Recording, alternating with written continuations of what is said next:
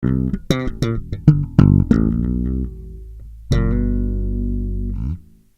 this is MPG Mike, and today we're going to be talking about a magnetic heat exchanger. If you're watching this, chances are you know somebody who has some of these in their basement or garages. This is a magnetic heat exchanger. Gorgeous. Extruded aluminum that's been milled and then anodized. It's almost what you might call sexy. Imagine this under your hood. Anyways, we're going to strap it to something hot, kind of like a heater hose or a radiator hose. Pick up a little thermal energy. Liquid fuel doesn't burn, so if we can add heat to it, it's like boiling water. It'll evaporate off and become burnable much more readily. So with this product comes the hose. Now this is rigid wall plastic. This is designed for modern fuel injection systems. Good quality stuff. It comes with the little fittings. You don't even have to cut the fuel line. And there's these other adapters, so you can just plug it in, and real simple. There's special clamps, little guys here, that go over the fuel line, and then special pliers for the special clamps so you don't damage them while you're installing them. Now the fuel line itself takes special cutters. Even that's included. Pretty swift, huh? After we've fastened this to something warm, we're going to wrap it with a header wrap. Now, in the old days, they were asbestos. With modern technology, they make them out of fiberglass. So we'll put a wrap around it to help hold the heat in so that we get a little bit more thermal energy on our magnetic heat exchanger. Now, what you're about to watch is an installation on a Hemi-powered Dodge pickup. An associate approached me and said, I'm going cross country, and we have our nonprofit, GAEA, and would you like to contribute to the cause? So I kind of thought about what I have in my inventory and her particular circumstances, and this magnetic heat exchanger just seemed like the best fit. We're going to be doing some emission testing before and after, so you be sure to watch how we clean up the exhaust emissions just by using this. Now, there's a lot of magnetic products out there. What makes this one special? Well, I'm glad you asked. It incorporates 4, not 1, 2, 3, but 4 very powerful magnets that are arranged in here north to south, this way, not this way. And what happens is the fuel will come in, and the north-south polarity will start stretching the fuel molecules, because some of the stuff in fuel is attracted to the North Pole. Some of the stuff in fuel is attracted to the South Pole. So the little clusters that make up liquids start to stretch like rubber bands. And then when it gets past that first magnet, now the polarity switches. You know, when you stack 4 magnets together, you're going to have north-south, north-south, north, the whole way up through. So when that polarity switches, it just snaps that fuel, and it kind of spins around, and the one big cluster comes off in a whole bunch of smaller clusters. And again, we have 4 magnets, so it does that a couple of times. And then we're going to add a little thermal energy. Using an infrared temperature gun on circulating systems, it's only like 2-3 degrees, not a lot. The more modern deadhead systems, as they call it, 8 or 10 degrees. So we're not taking the fuel to scary high levels with this. It's very safe when installed properly, which is what this video is going to help you to do.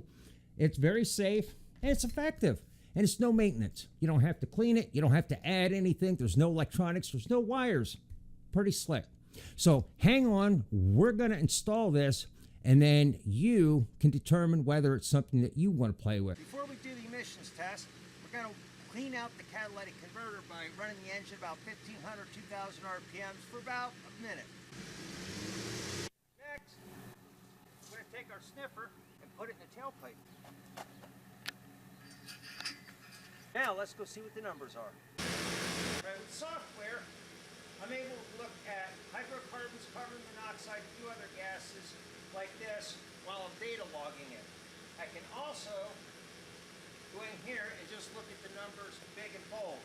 So what we're monitoring, the harmful stuff would be our hydrocarbons, showing 6 parts per million. Oxygen, 0.12, which means most of it's being used to burn fuel. carbon monoxide, 0.01%. Well, 2, that's pretty clean. Carbon dioxide, 14.7. Here we have our air-to-fuel ratio, 14.766. That's right in there, it's stoichiometric. And no NOx, so we're really clean there. Now, again, I'm data logging. I'm going to stop, and then what it'll do is it'll bring this together for me so I can get an average of the total run. Now we have a baseline so that once we install the magnetic heat exchanger, we can do another test and then compare and see if there's any kind of a change.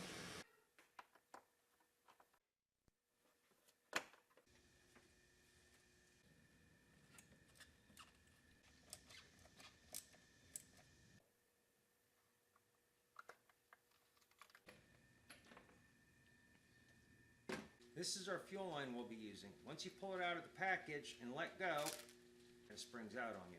The best way to get this rigid wall plastic onto a fitting is heat it up. And we're gonna not use a heat gun. We're gonna use boiling water. And just dip this in the boiling water. It softens. It'll slide reasonably well over our fittings. So let's go boil some water. All right, we got hot water. To install our fittings, we're going to need a clamp, the hose, and the fitting. That should do it. Slide the clamp on. And then this just pushes over here like this. We slide the clamp down. Then we'll take our special pliers and grip it in place.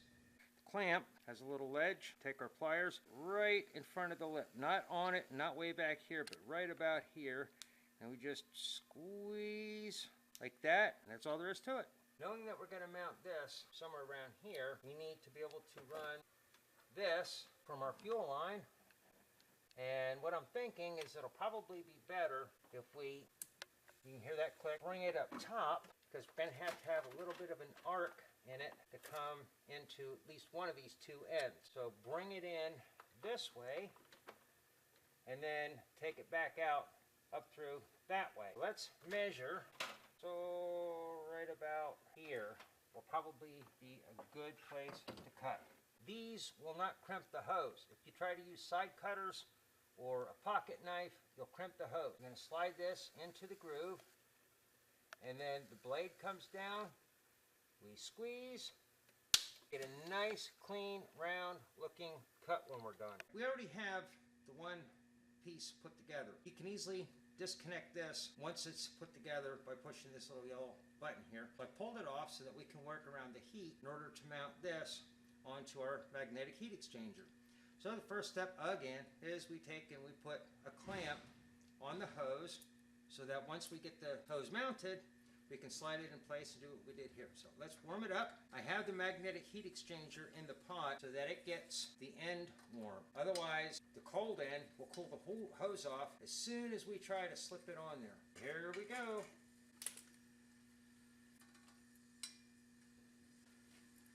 I think we've got it. Now it's time to just get our clamp in place. Notice I'm using a rag to hold the magnetic heat exchanger. We're going to put this fitting on a new piece of hose. This will connect to our fuel rail and bring the fuel line up to our magnetic heat exchanger in the front. Again, we want to slide a clamp on, warm it up in our hot water. Now we just slide it on, just like we did the last time. Make sure the hose goes the whole way up to the shoulder here. You'll see there's a kink in here. That is unacceptable. We're going to do this again. Cut the kink off. Put it back in the water.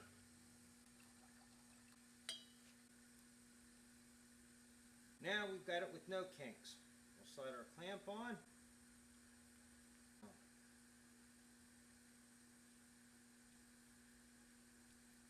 Now we have our fuel rail fitting. We're going to put our clamp on, like we did before, with our rag. I'm going to grab the magnetic heat exchanger. I'm going to slide this down over like that. Slide our clamp back. Special pliers.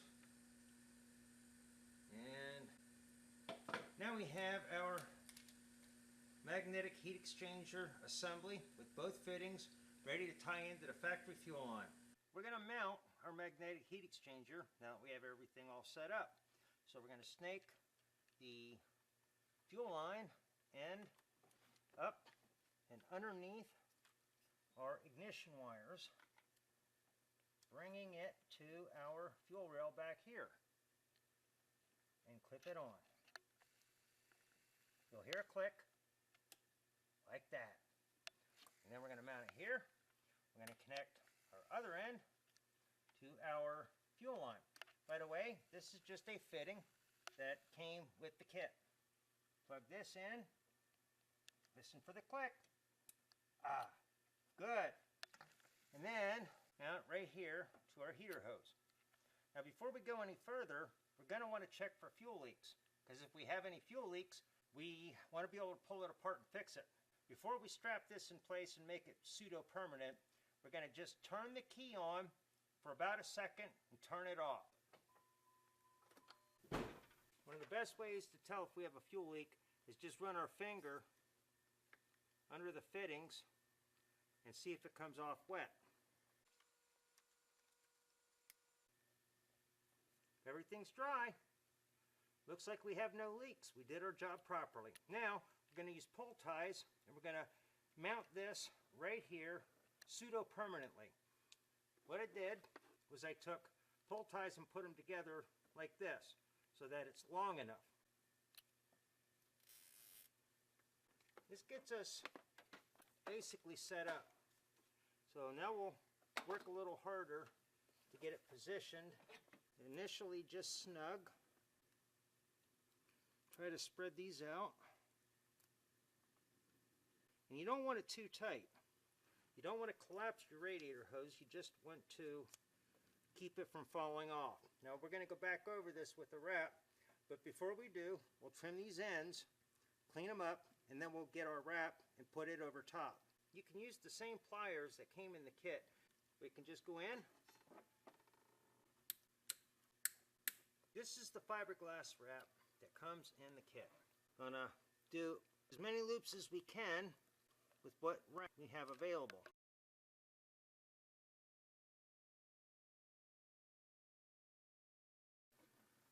Once we get it wrapped, we're going to secure the wrap with pull ties. Again, holding the wrap end with my thumb here. I'm going to feed this through and then pull it tight. So that'll hold that in. Just to be sure, we'll add a couple more so it stays good and secure. You can see that the fuel line routes close to vibrational areas. This coil bracket, for example, touching this wire, touching our oil filler. So what we're going to do is we're going to take some plastic hose, cut sections, slit it up the side, slide it over, and tape it in place so that the fuel line never rubs against anything. So we'll do a couple of them here. So let's get the fuel line ready. I'm using a pocket knife to slit it up the side, just like this, because we need the nice, clean, crisp ends. We can cut this with the pocket knife, side cutters, hose cutters, just about anything. This should be enough hose to cover all of the places that we have to protect. And then we would take the slit hose, slide it over our fuel line, put it in place, and then I'll go back over it with a little tape just to make sure that it doesn't go anywhere. I'm just going to use regular electrical tape. I'm going to pull a little bit off and then get it started. I want to make sure that when I tape it, I also get out over onto the fuel line so it doesn't slide. See how I've got it on the fuel line here? And then I'll work my way back across, making sure to get it out and over the fuel line on the other side as well. And we're going to call that good. Something called convolute tubing or split loom tubing would add an extra layer of protection to our fuel line. We can just split it, feed it up over, like this, and then we can cover the whole fuel line with this. All right, we warmed up the truck, and the analyzer took about 20 minutes or so for the bench to warm up. So we're going to take some emissions readings here and see how our exhaust emissions compare from before and after. Now, we installed the magnetic heat exchanger, and if you recall, we had 6 parts per million hydrocarbons. We've kind of cut them in half. We see 3 here. Oxygen looks about the same, not much of a change. We had 0.01% CO. We're now down to no measurable CO at all. AFR pretty much stayed the same, and the NOx is bouncing. Positive, negative, we'll call that comparable, 0, kind of a wash. So as you can see, we were able to cut the hydrocarbons in half, eliminate the CO. So not bad.